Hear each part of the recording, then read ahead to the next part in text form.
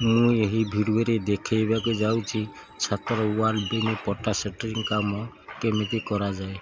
Beam size 10 inch by 6 inch, 10 inch by 12 inch, 10 inch by 15 inch ବା 10 inch Bai 20 inch ଯାହା ହେଉନା କାହିଁକି ଏହି ଛାତ ବିମ୍ 10 ଇଞ୍ଚ ବାଇ 6 ଇଞ୍ଚ ରହିଛି। ଯେଉଁମାନେ ନୂଆ ମିସ୍ତ୍ରୀ ତାଙ୍କରି ପାଇଁ ବିଶେଷ କରି ଏହି ଭିଡ଼ିଓଟି, ଯେଉଁମାନେ ନୂଆ ଘର କରୁଛନ୍ତି ତାଙ୍କ ପାଇଁ ମଧ୍ୟ। ସବୁଠାରୁ ଇମ୍ପୋର୍ଟାଣ୍ଟ କାମ ହେଲା ବିମ୍ର ଟପ୍ ଭାଗ ବା ଉପର ଅଂଶ। ଏହି ଉପର ଅଂଶଟି ଛାତଟି ଯେତେ ବଡ଼ ହେଉନା କାହିଁକି ସମାନ ଲେବୁଲରେ ରହିବ।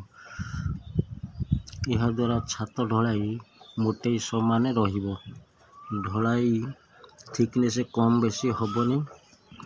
ଛାତର ଛାଞ୍ଚ ବିମ୍ ଉପର ଅଂଶ ଉପରେ ନିର୍ଭର କରେ।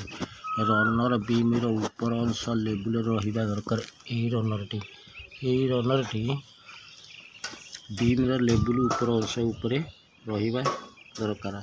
ତେବେ ଯାଇ ପଟା ସେଣ୍ଟରିଂ ଗୋଟିଏ ଲେବୁଲରେ ରହିବ।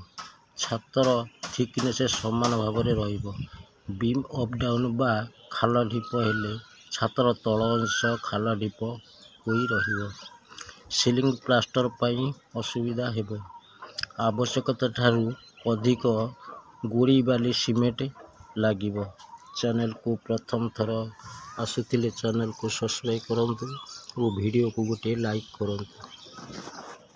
ଆପଣମାନେ ଚ୍ୟାନେଲକୁ ସବସ୍କ୍ରାଇବ୍ କରି ରଖିଲେ ମୁଁ ଘର କାମର ଇମ୍ପୋର୍ଟାଣ୍ଟ ଭିଡ଼ିଓ ଆପଣମାନଙ୍କୁ ଦେଖାଇବି।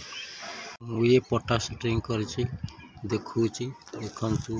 ଏ 2500 ସ୍କୋୟାର ଫୁଟର ସେଣ୍ଟରିଂ ଗୋଟିଏ ଲେବୁଲରେ ରହିଛି। ଆପଣମାନେ ଦେଖିପାରୁଥିବେ ପଟା ସେଣ୍ଟରିଂଟି ଗୋଟିଏ ଲେବୁଲରେ ରହିଛି। ପ୍ଲାଇ ଆଉ ପଟା ମିଶିକରି ସେଣ୍ଟରିଂଟି ହୋଇଛି।